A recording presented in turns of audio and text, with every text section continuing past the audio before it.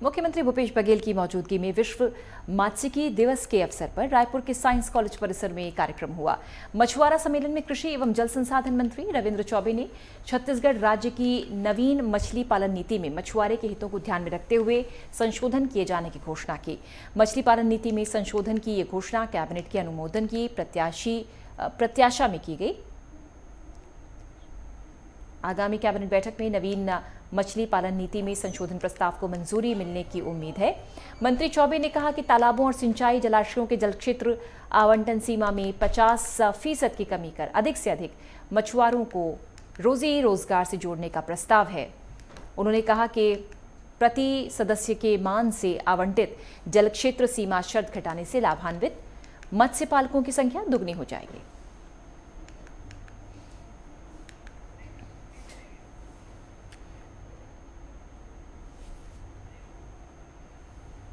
और दिल्ली के प्रगति मैदान में छत्तीसगढ़ के लोक कलाकारों ने अपनी प्रस्तुति से समा बांधा। भारत के अंतर्राष्ट्रीय व्यापार मेले में छत्तीसगढ़ राज्य दिवस पर सांस्कृतिक संध्या का, जहां एम्फी थिएटर में छत्तीसगढ़ की लोक कला और संस्कृति की अनुपम छटा बिखरी।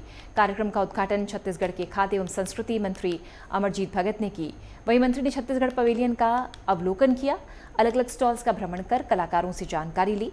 उन्होंने कहा कि हमारी संस्कृति मिट जाएगी तो हमारी पहचान भी खत्म हो जाएगी, इसलिए बदलते परिवेश और विषम परिस्थिति में भी अपनी संस्कृति को बचाकर रखना है। इस तरह के आयोजन का अपनी संस्कृति लोक कला के संरक्षण में महत्वपूर्ण योगदान है।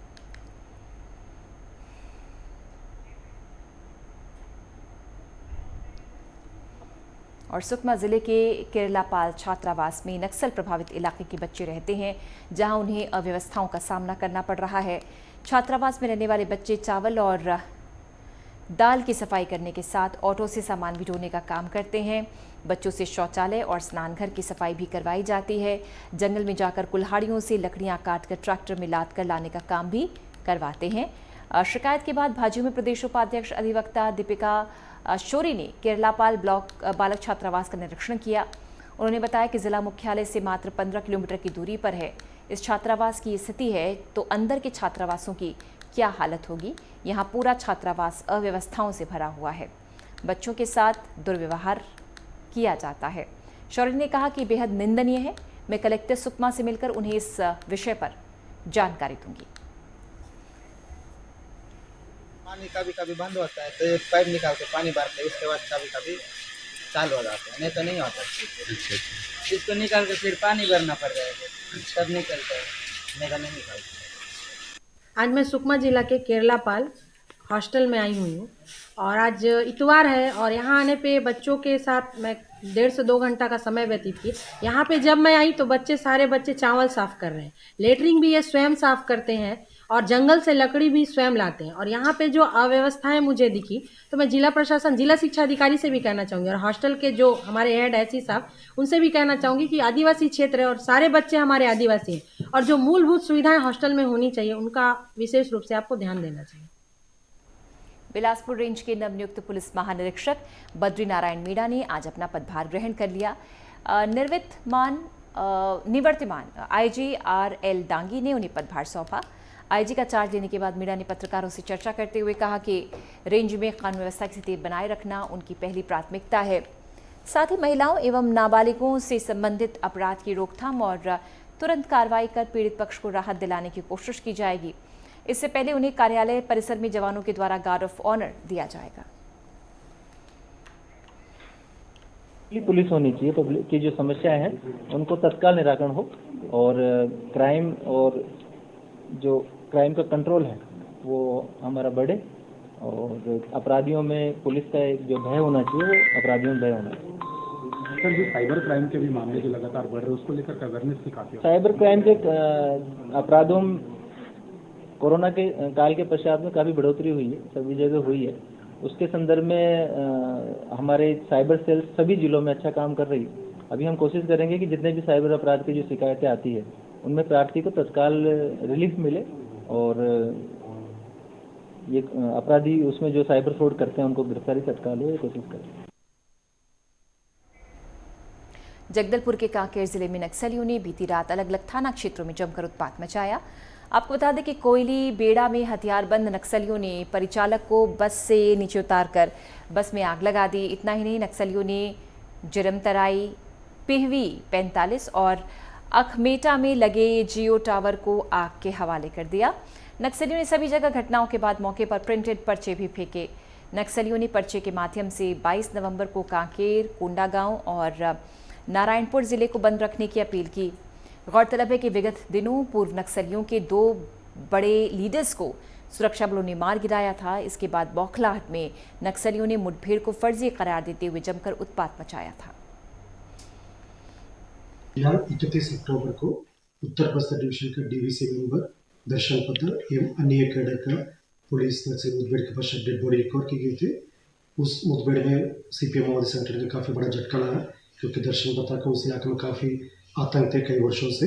तब इस घटना के बाद फिर माओवादी द्वारा एक बौखलाहट में आकर जो 22 नवंबर को बंद के आह्वान की गई थे, उसी सिलसिला में कल कोयलीबड़ा क्षेत्र में और रामतागढ़ क्षेत्र में अनेक जगह में उन लोगों को सॉफ्ट टारगेट को टारगेट करते हुए सड़क मार्ग का अवरोध करने का और कुछ वाहन को जलाना, मोबाइल टावर्स को जलाने का। बीजेपी ने कोंडागांव में भूपेश सरकार के खिलाफ नारेबाजी करते हुए बिजली कार्यालय का घेराव किया। बीजेपी ने भूपेश सरकार पर आरोप लगाते हुए भूपेश सरकार ने बिजली बिल को हाफ करने की घोषणा की थी, लेकिन आज भी राज्य की जनता बढ़ती हुई बिजली बिल और भूपेश सरकार के झूठे वादे का शिकार हो रही है।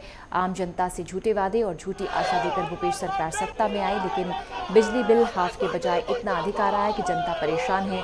बीजेपी ने अपनी मांगों को रखते हुए कहा कि राज्य सरकार जनता के साथ खिलवाड़ बंद करे, बिजली बिल हाफ करे।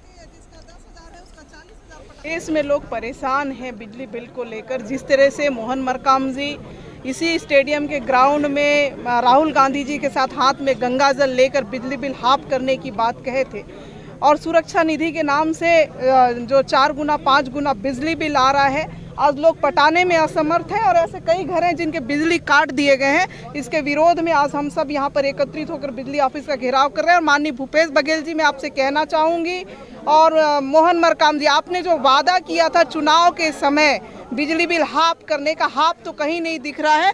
सब लोगों के घरों में दर्द आप भेज रहे हैं, उस दर्द को समझिए। मध्य प्रदेश के दमोह जिले के टौरी कस्बे में फूड पॉइजनिंग का मामला सामने आया। गर्ल्स हॉस्टल में रहने वाली दर्जन भर छात्राएं बीमार हो गईं, जिन्हें दमोह के जिला अस्पताल में दाखिल कराया गया। डॉक्टर्स द्वारा उनका इलाज किया जा रहा है। एक सरकारी आदिवासी गर्ल्स हॉस्टल में रहने वाली कई छात्राएं अचानक बीमार हो गईं। बीमार हुई बच्चियों के मुताबिक उन्होंने शाम के खाने में रोज़ की तरह दाल चावल सब्जी और रोटी खाई थी, लेकिन रात को अचानक 1-2 छात्राओं को उल्टी की शिकायत हुई। इसकी सूचना उन्होंने हॉस्टल की सहायक वार्डन को दी। सहायक वार्डन ने मामले को गंभीरता से न लेते हुए अनदेखी की। इसके बाद दर्जन भर छात्राओं को उल्टी और दस्त की शिकायत आने लगी। इसके बाद छात्राओं ने ही गांव के सरपंच को इस बात की सूचना दी। इसके बाद देर रात ग्रामीणों की मदद से बीमार छात्राओं को दमोह के जिला अस्पताल ले जाया गया। डॉक्टर ने बताया कि पहली नज़र में फूड पॉइजनिंग है। गंभीरता से मामले को देखते हुए हॉस्टल के खाने की जांच कराई जाएगी। फिलहाल सभी छात्राएं खतरे से बाहर हैं। कुछ 12-13 बच्चे हमारे पास अभी कैजुअलिटी में आए हुए हैं, जो जनरल कंप्लेंट उल्टी वगैरह से आए हुए हैं। उल्टी कुछ उन्होंने खाना खाया है, कॉमन फूड सारे बच्चों ने छात्रावास में। उसके बाद कुछ बच्चों को उल्टी हुई है, कुछ बच्चों को नौजिया जैसा मतलब उल्टी सरीका लग रहा है। तो वो सारे बच्चे अभी आए हुए हैं, उनको प्राइमरी ट्रीटमेंट हमने दे दिया। ऐसा गंभीर बच्चा कोई भी नहीं है, बट सबको ऑब्जर्वेशन में लेके सबका प्राइमरी ट्रीटमेंट होना शुरू। भारतीय जनता युवा मोर्चा उत्तर मंडल सरकंडा ने सीपत चौक सरकंडा में नुक्कड़ सभा की। इस दौरान बिजली बिल में वृद्धि को लेकर विरोध प्रदर्शन किया गया। भाजयुमो जिला अध्यक्ष निखिल केशरवानी और भाजयुमो मंडल अध्यक्ष महर्षि वाजपेयी ने सभा को संबोधित करते हुए कहा कि 2018 के विधानसभा चुनाव में लोक लुभावन वादे करके सत्ता में आई कांग्रेस ने फिर से जनता को बिजली बिल की सुरक्षा निधि में बेतहाशा वृद्धि करके छला है, जिससे नागरिकों को आर्थिक समस्याओं का सामना करना पड़ रहा है।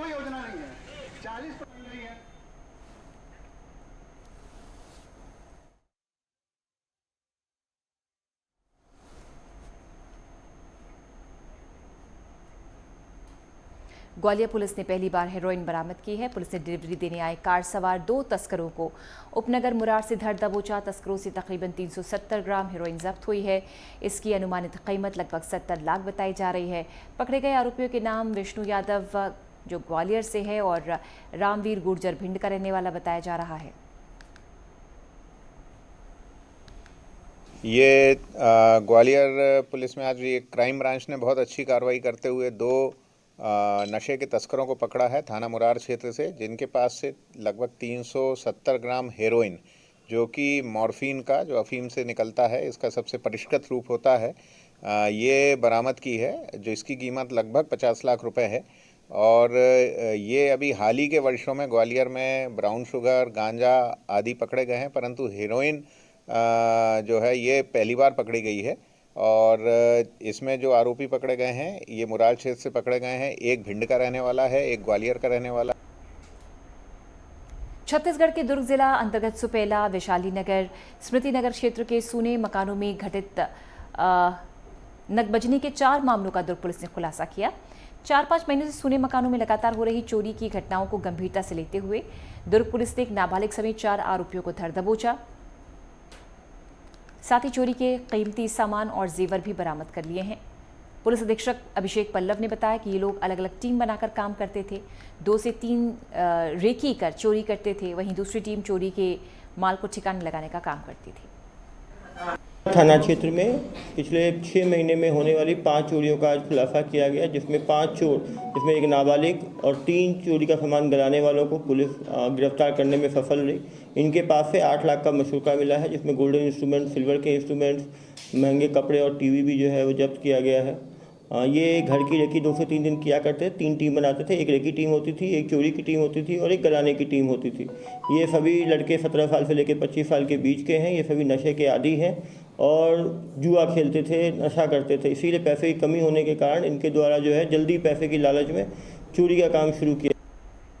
छत्तीसगढ़ की मंडी में धान खरीद शुरू हो गई है। बालोद की गंजपारा कृषि उपज मंडी में खरीद प्रक्रिया जारी है, लेकिन मंडी में ज़रूरी सुविधाओं का अभाव है। साफ सफाई के भी पुख्ता इंतजाम नहीं है। मंडी में किसानों के बैठने का इंतजाम नहीं है। इसके अलावा आरोप है कि मंडी में MSP से कम दामों पर धान की खरीद की जा रही है। किसानों के मुताबिक मंडी में महज हफ्ते में 2 बार ही राशन खरीद की जाती है। किसानों का आरोप है कि व्यापारियों की मिलीभगत से धान का सही दाम नहीं मिल पा रहा। यहाँ जो व्यापारी आते हैं, मुश्किल से 5 व्यापारी आते हैं, 2 व्यापारी पूरा धान खरीदता है। इससे किसान को बहुत नुकसान है। माने सब मिली भगत होकर आज तुमको खरीदना है, कल मेरे को खरीदना है, ऐसा कर सभी व्यापारी लोग यहाँ नहीं खरीदते आकर धान, जिससे माने धान का जो मूल्य है वो वृद्धि नहीं हो पा रहे। सरकार को यहाँ पे वो जो समर्थन मूल्य है उसके आधार पर निर्धारित करना चाहिए और यहाँ का जो सुविधाएं हैं उसका भी ध्यान देना चाहिए। सरना आया है 1500 से 1551 रुपये तक के बिका है और मोटा नया 1551 रुपये बिका है, 1550 रुपये बिका है। महामाया नया 1566 रुपये बिका है और 60 रुपये बिका है। माने खर्चा के जो रेजा है माल का 5-6 रुपये का आसपास पड़ता है, ज़्यादा नहीं पड़ता। हमारे यहाँ तुरंत काटा होता है और काटा होने के बाद में तुरंत पैसा के चुकारा दिया जाता है।